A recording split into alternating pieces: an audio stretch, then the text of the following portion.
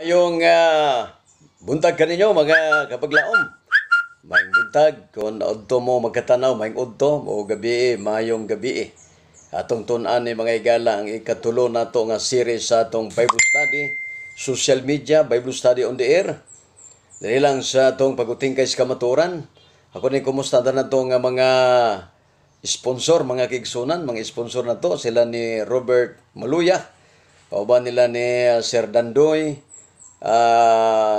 Rabel, ng Kabil, Randy Kabil, Jigo, o usab si Sir, o sa tanan na to nga mga sponsor, mga kaigsuunan, no?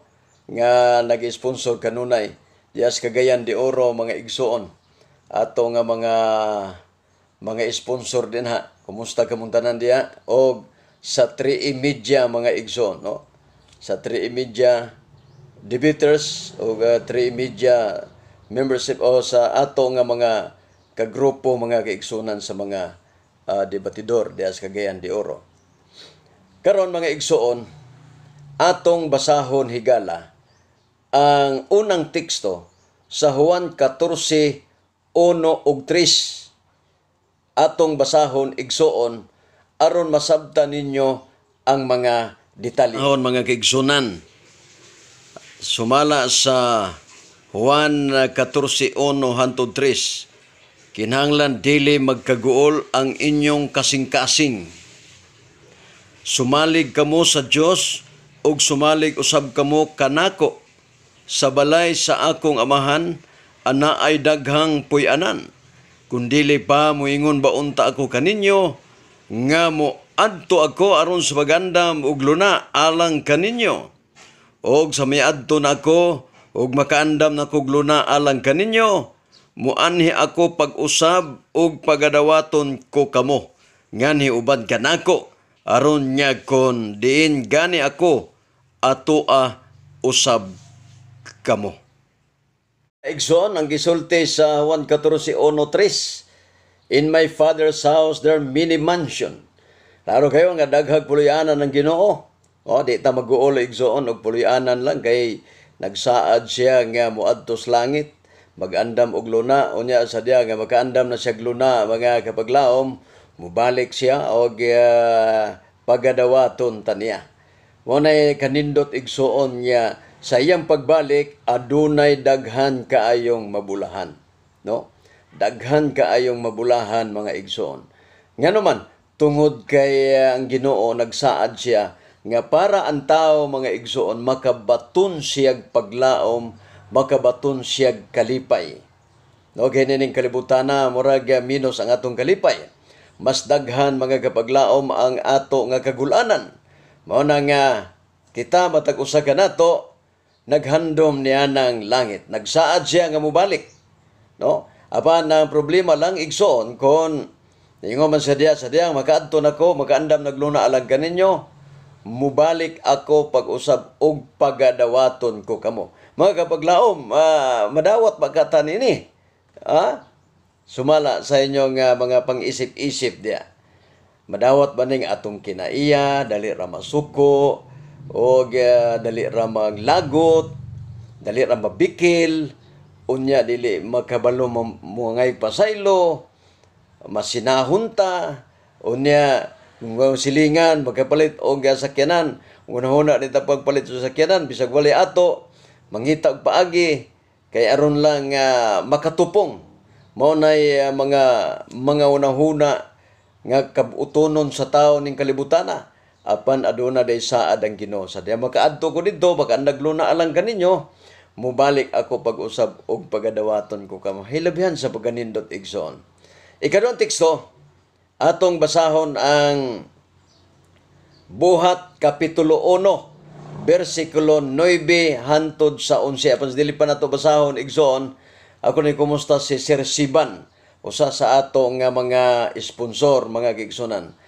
Atong basahon higala unsay gipasabot ug aron atong mapasabot, mga kaigsunan. 9. Atod pa din sa 9 hangtod 11. Okay. og sa nakasulti na siya niini, samtang nagtan-aw sila na isa siya sa kitas-on o gibayaw sa usa ka panganod hawa sa ilang mga mata. Hawa sa ilang mga mata. O samtang nagtutok pa sila sa langit, sa nagpaingon siya sa itaas, tan-awan nagtindog tupad kanila ang duha ka tawo nga nagbistig maputi. O bersikulo 11, mingon kanila mga tawo nga galihanon, nganong nagatindog man kamo dinhi og nagatutok sa langit. Kining maong Hesus nga gikuha gikan kaninyo ngadto sa langit, mubalik raon niya sa paagi nga sama sa inyong nakita sa iyang pagsaka sa langit. Mga kigsunan, giklaro gyud niya sa diha nga si Kristo mikayab sa langit, ningon ang manulunda nga anong nagtutok mamo sa langit, kanang inyong nakita, kanang Hesus nga mibayaw ngadto sa langit, maurasab na ang mubalik sama sa iyang pag-adto ug pag-anhi. But pasabot mga kaigsunan, dili ingon niya sikrito ang pag-anhi ni Hesus. Nga mingon ta nga si Kristo tuas dinagat. Moingon ta nga si Kristo tuas initaw. Tuwa na sa kwarto. Sige ngos Mateo 24 mga igsoon niya ayaw mo pagtuo. But pasabot klaro kayo ang buhat 1:9 antod 11 mga kaigsunan. Nya nga atong paglaom mao ang langit mga kaigsunan.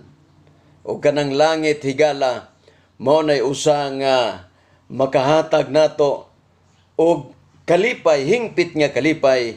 Kining kalibutan na dili lagi hingpit ang atong kalipay, magul-anon pata mga kaigsunan, mga pagsulay nga moabot sa atong kinabuhi, moabot pa na sa atong tagsa-tagsa ka panimalay. Kining mabudhion mga igsuon nga mga kasakit o kining mga kasakit niya dili nato ikalimod kay maunay reality sa tao nga mintas pa ni aning kalibutan na aduna pagyud kitay kasakit. Karon malimbungan ba nato igsuon ang tao kung nagbasa tag Biblia unsa may paagi sa pagbalik sa Ginoo? Makita ba siya sa mga tao, sa tanang mata sa tao? Atong basahon mga igsoon ang pinadayag 1:7 mga kabaglaom. Kung atong basan og unsay gipasabot mga igsoon, atong patalinghugan kay naang punto diya sa pinadayag 1:7.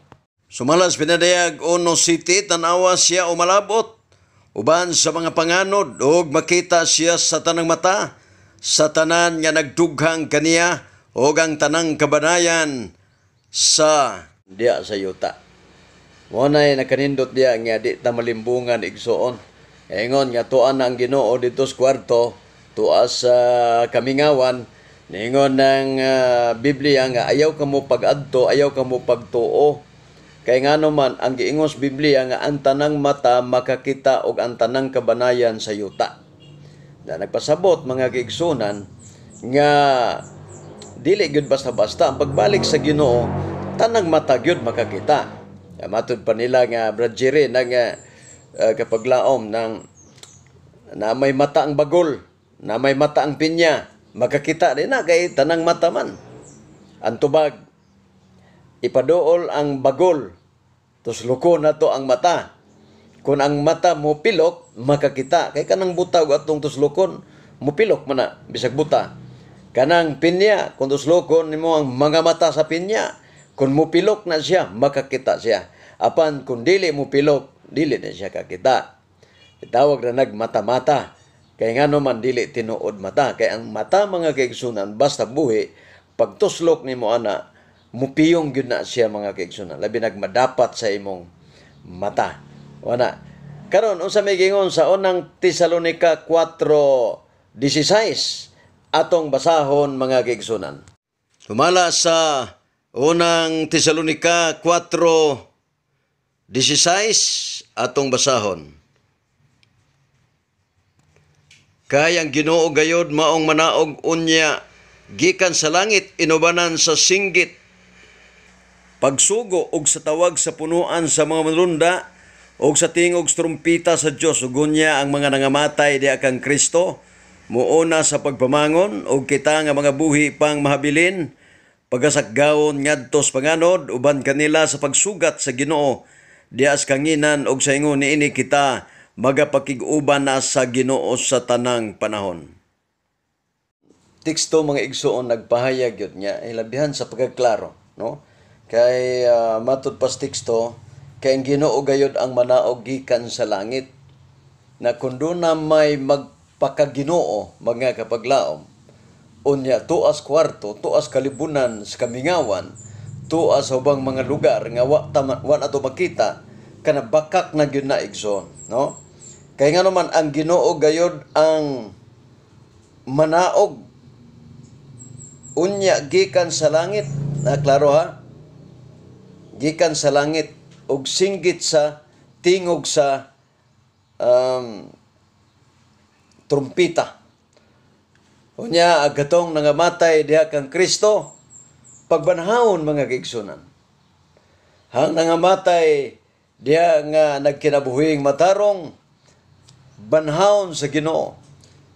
Ang mga buhi sab nahabilin dili kay sila maguna undili dungan gayud mga kaigsunan.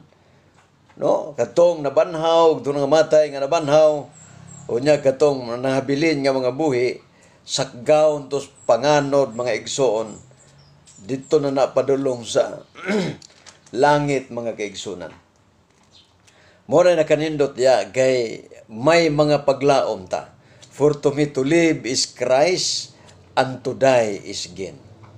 Jadi kita nagkinabuhi ni Kristo, isan pa kita mamatay mabuhi iya kita ni Kristo. Huwag ang atong kamatayon kung mamatay manggaling usa kadakong kadaugan mga kaigsunan. Mao na dia ang unang Tesalonica 4:17. Mga banhaw ang mga matarong, katong mga dili matarong, dili pa to mabanhaw, kay na membro to sila sa ikaduhang pagkabanhaw. Atong basahon igsoon ang Mateo 8:11 og unsay gipasabot mga higala makigsuonan para nga ato kini nga masabtan higala. Mateo 8:11 sultihan ko kamo nga daghan unya ang mga bot gikan sa silakan ug sa kasadpan og magalingkod na tambong sa kananan uban kang Abraham, Isaac ug kang Jacob diya sa gingharian sa langit. Kita nga ebidensya mga igsoon. Kaya sa panahon sa Old Testament, si Abraham gitawag na siya og amahan sa pagtuo. O kaya atong nakita kapaglaom, o atong nabasa sa Mateo 8:11 nga dito sa langit nakita ang dako kayo nga talad kananan dito nangaon ng mga balaan. Dito nakita si Abraham, ang uban pa nga mga patriarka mga kapaglaom, no, nakita dito. But pasabot may prueba ta mga igsoon. Nga doon na diay tao nga makasaka sa langit basta iuban lang ta sa Ginoo. Sakgawon tas Ginoo. Dan pangutana, wa may makasaka gawa sa nanaog. Mao bitaw nga pabuton ta. Kay samar na gingon nga way makasulod gawas sa tagiya. But pasabot kung uban kas tagiya, pwede ka makasulod. Way makasaka kung makauban kas ni saka nga mao si Ginoong Hesus makauban ta mga kaigsunan. Mao na ang gipasabot higala sa Biblia nga pagbalik sa Ginoo daghan unya ang magauban kaniya mga igsoon. Atong basahon ang pinadayag 6:15 hangtod 17 mga kaigsoon. Basahon nato. 15 hangtod sa 17 nagingon. Ugon niya ang mga hari sa yuta og mga kadagkuan og mga general og ang mga dato og ang mga kusgan og ang matag-usa ulipon og taong gawasnon mitago sa mga langob og sa mga pangpang sa kabukiran og nanagingon ngadto sa kabukiran og kapangpangan tumpagi kami og tabuni kami gikan sa naong sa nagalingkod sa trono og gikan sa kapungot sa kordero. 17 kay niabot na ang dakong adlaw sa ilang kapungot ug kinsa bayarang makatabang niini. Nga kapaglaom, no? Nga ang mga tao na ng mga panahon na panguyapan, ang mga tao na ng panahon na managan, tinuod man yung gisulti sa mga magwawali nga moabot ang katapusan, panguyapan mga kaigsunan. Ang uban moadto nas bungtod, di nakaakos pagbalik sa Ginoo, tumpagi kami. Bukid pangpang tumpagi mi kay dili kami makaako sa pagtan-aw na ng Mesiyas. Mga kaigsunan ng mga tao na ng panahon na mapanik, no, mapanik mga kaigsunan. Mga ratol sila mga igala. No, dili sila kaako. But sabton nato mga kapaglaom, nahadlok na sila kay natinuod di ay ang gisulti sa Biblia. Kay daghan karon mga kapaglaom nga dili gayud sila mutuos Biblia. Apan sa kaduol nas pagbalik sa Ginoo, kay ang ato nga topiko series man igsoon, ang atong sunod ini mao na pud ang sign of second coming, no? Mao na mga igsoon, sign of second coming. Sa sunod ini mga igsoon, ato gining matun-an pag-ayo, ato gyud makita ug unsa na nga makalilisang nga mga panahon mga igsoon. No? Muna nga sa pagkakaroon mga higala, malisod na gyud kaayo. Muna mubo na lang king atong panahon. Kay mubo naman ang atong panahon. Ato kini igugol mga kaigsunan diha sa buhat sa Ginoo, pagtabang sa buluhaton sa Ginoo, kay dili na magdugay mga igsoon ni atong panahon, no, atong panahon. Atong basahon mga igsoon ng Isaias 25:9. Isaias 25:9. Atong basahon higala. Mao kini ang kingon. Isaias 25:9. Og pagaingnon ni adtong adlaw, aniya karon kini mao nga atong Dios. Kita naghulat kaniya og siya magaluwas kanato. Kini mao si Yuba, kita managhulat o nanaghulat kaniya, mga lipay kita o managmaya diya sa iyang kaluwasan. Kapag laom no, nga naghulat ta kaniya o niya ana ang atong Diyos, anaa kaniya ang kaluwasan. Munay dugay natong gihulat igsuon niya, mo'y mo sulbad sa mga problema, mga suliran, nini nga to nga gipuy-an niya kalibutan mga kapaglaom. No, nang makaingon ta nga naunsa naman ning atong kalibutan, apan adunay atong gipaabot nga Ginoo mga igsoon, no? Kaya sumala sa atong gibasa kaganiha mga kaigsuonan sa 9 nga nagaingon na niadtong adlaw ani karon kini mao ang atong Dios ug kita naghulat kaniya ug siya magaluwas kanato. Mga kaigsunan, wala gilain nga mohatag og kaluwasan nato ang Ginoo ra gyud. Muna nga kita naghulat, no? Kita mga Adventista naghulat kaniya sa iyang pagbalik mga kaigsunan nga ikaw ug ako makadawat niya na iyang gisaad kinabuhi nga walay katapusan. Ug kana mga kapaglaom mo ni atong mga kapaglaom, no? Kay aduna di ay Kristo nga mobalik unya matud pa sa gibasa nato gaganiha sa Isaias 25:9 nga siya gayud ang magluwas kanato. Ang tanan nga nagapaabot kaniya nga nakapahimuot kaniya, siya magaluwas mga kaigsunan. Karon basahon nato ang Mateo 25:31, 34 ug 11 gipasabot. Basahon nato mga kaigsunan. Mateo 25:31 hangtod 34 nagingon, o ginigabot na sa anak sa tao diya sa iyang himaya, o sa tanang mga manlunda uban kaniya. Siya mulingkod diya sa iyang maymayaong trono. 32. O siyang tubangan pagatapukon ang tanang kanasuran, o giyang pagalaynon ang usag gikan sa usa. Maingon sa magbalantay sa mga hayop o mga balantay sa mga karniro, gikan sa mga kanding, o ang mga karniro iyang pagapinigon sa iyang tuo. Apan ang mga kanding, anak sa iyang wala. O ang hari magaingon kaniya diya sa iyang tuo, umari kamo o mga dinaig sa kong amahan. Panunda ninyo ang gingarian nga gitagana lang kaninyo, sukad pa sa pagkatukod sa kalibutan. Mga gigsunan, ang gisultis Mateo 25:31, nga nagabot na sa anak sa tao diha sa iyang himaya ug sa tanang mga manulunda uban kaniya siya mulingkod diha sa iyang maymayaong trono. Ug unya og sa iyang atubangan pagatapukon ang tanang kanasuran, iyang paglainon ng usa gikan sa usa, maingon sa magbalantay sa mga hayop ug magalain sa mga karnero gikan sa kanding. Ato pa kining sa wala kanding, ari sa tuo mo ni mga karnero. Unya diri sa wala kalaglagan, diri sa tuo kining kaluwasan. Mo ni nakanindot mga kaigsuonan kay ang paghukom higala diha ra gyud giimpasay sa sulod nga naay kanding limpyo gyapon, naay karnero nga limpyo gyapon, pwede na sila kaunon, pero nagrepresenta lang sa kinaiya. Ang sa karnero mao'y hingpit pure nga kinaya nga nindot, apan ang kanding ana ang pagka nagpakarong ingnon. Naa din ha ang hipokrita, no? Naa din ha ang mga kinaiya nga dili maayo, pero nag-angkon siya nga siya Kristohanon, mga kaigsunan.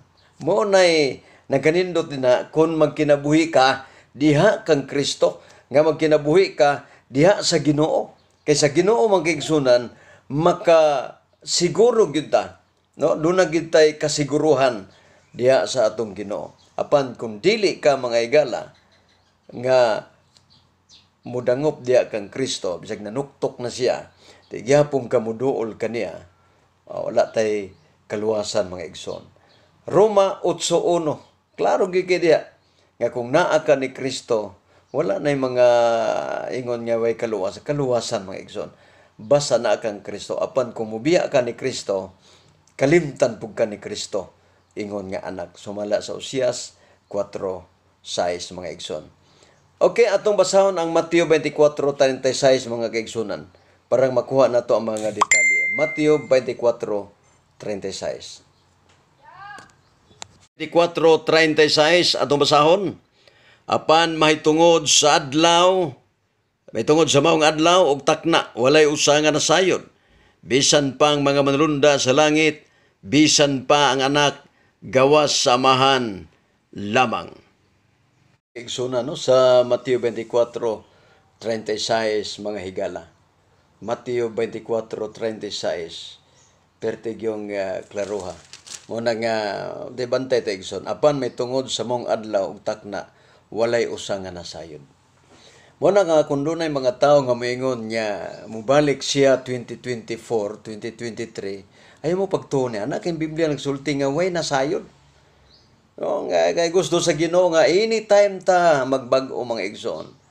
Dili kay magbag-o lang ta kun duol na kayo ang panahon mo kilat na. Anytime. Kay ang pagsira sa kaluwasan nga paglaom usa ni ana ang kamatayon. No, kung mamatay ang tao, wala na siya kaluwasan. Kung ang iyang binuhatan wala matukma di akang Kristo. Apan kung ang binuhatan maayo, mukuyog man as lubnganan. Muuban ang mga igsoon. Kaya kung sa ingon sa Ginoo nga luwas-luwas gyud na kay na-record mga higala didto sa langit. Akong balikon, di na magdugay mo balik ng Ginoo. Ato nang hibalan mga kaigsunan niya, walay lain sulbad sa kalibutan karon na nagkalibog ang atong mga tao sa kalisod ang pagbalik na gyud sa Ginoo. Mga kaigsunan, atong atangan ang ikaduha ni ini nga sunod ni ini nga mao ang second coming. Sign of second coming. Kay second coming, ikatulo naman rin, ikaupat na to, sign of second coming.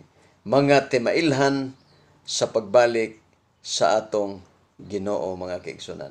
O kana, bantayan na to na. Sundan na to ni igsoon ang atong series sa atong Bible Study on the Air, o Bible Study social media.